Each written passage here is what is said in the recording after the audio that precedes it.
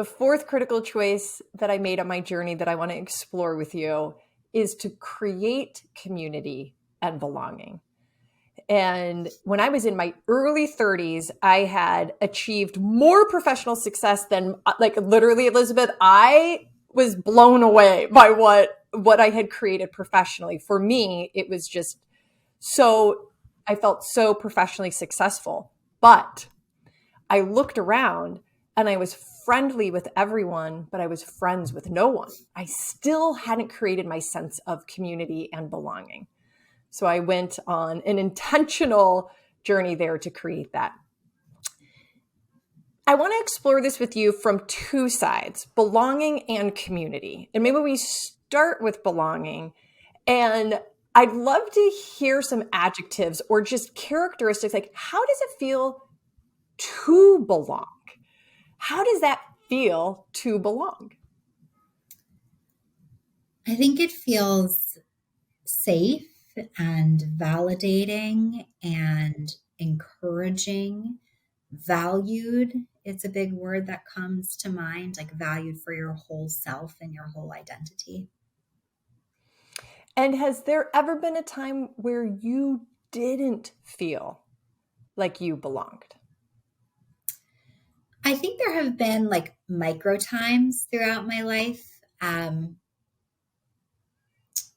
think back to the beginning of my career, I started in my role fairly young and I advanced fairly quickly. So, 5-6 years into my role, I was like a senior member of the team and not even 30. And so I think for me, I felt really self-conscious about my age and experience. I'm also 5 feet and I don't really like wearing makeup. So like the combination. You and your husband, because I've seen, like, yeah, he's 6'3". We don't walk at the same pace. We can't dance together. But so like the combination of like my physical presence and my age like made me really insecure when I was like at the executive table in the very beginning. Now I think it's an asset and I champion it. But so that was challenging. And like there are always like a few comments here or there, like a donor or someone else is like, can I speak with this person instead of you? And I just took it as a learning moment. Like I really, in the beginning, I took it personally. And now I'm just like, you know what? It was a learning moment. It might have like hurt my feelings or been disappointing, but at the same time, like I'm going to move forward. And that's just kind of been my attitude a lot lately is there's a lot of noise, like a lot of noise. And I want to focus on what I can control. And if I don't feel like I belong, maybe I'm just not with the right people. That's great. I want my 12-year-old daughter to know that and believe it and feel it. And I hope she does. Well, that's I hope hard to help see. her experience that. Like when I think back to like the times that I really didn't feel like I belong, it was like for sure high school and college. But I feel like once you leave college and you start your professional, like things change for the better. So. Right. Yes. And you get to choose, like you get to choose where you're at and who you're with and that sense. And I learned as I went through creating community that you can't have community and belonging unless you actually help create community and belonging. And I know that you are a part of many communities. We've talked about them some here with work and school. Will you just share with us some of the communities that you're a part of and what you give and what you get? Sure. So when I think about, and I know we talked about this offline, like the key pillars of my identity, there's my professional identity and my personal identity. And again, I think of them as one, but if we kind of bifurcate them, and then there's like two sub pillars for each. So in my professional identity, I have my role as a senior vice president at a consulting firm and an instructor at a university.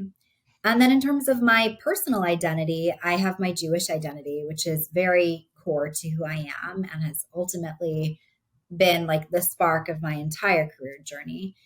And my role as a mother. And so when I think about these four communities, these four identities, and the different ways in which I engage as a leader, a volunteer leader, a mentor, a colleague, a friend, a teacher, I find that it's oftentimes like giving.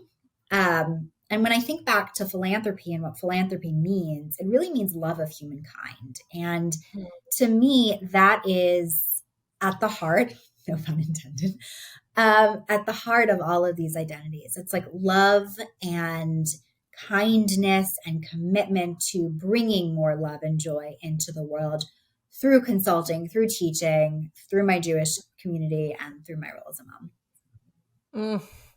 Of course, that just so much speaks to me. Here's something that I think about with community. And so if we think about the 4 buckets or the 2 buckets with the sub buckets, the 4 identities, one of the things I think about is how can we cross mingle our communities such that we're helping other people experience different things, different stories, different people, all of those things. And sometimes I find that hard because I have my work community, and then I have my mom community, and I have my church community. And do you find, now I know because of your presence and your presence on LinkedIn and Instagram and et cetera, that you cross your communities there for sure. That's intentional. It is, yes. Yeah. And so are there other ways that you do that in crossing your communities just in person? Well, I'm bringing my daughter to my work happy hour tonight because my husband declined my childcare invite because he's stuck in surgery. So that's like happening in real time. But all joking aside, that's great. I know, and the irony is she's going to be the life of the party. So, of course, are you kidding me? Everybody's going to love it, right? It's a really great question, and I think it's how it really will vary based on person by person. For a lot of people, volunteering is a group activity. It's something you can do with friends, with colleagues, with family. It's a way to give back. It's a way to be active.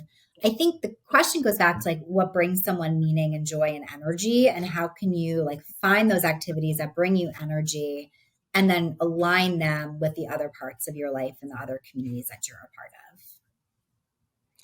So this takes us right to the 5th critical choice. And in fact, when you were talking about philanthropy, the love of humankind. Thank you for joining me for our Choose and Become interview series.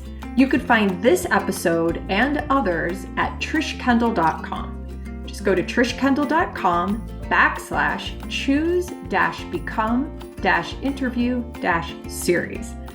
Or if you have a question or just want to leave a comment, email me, trish@trishkendall.com.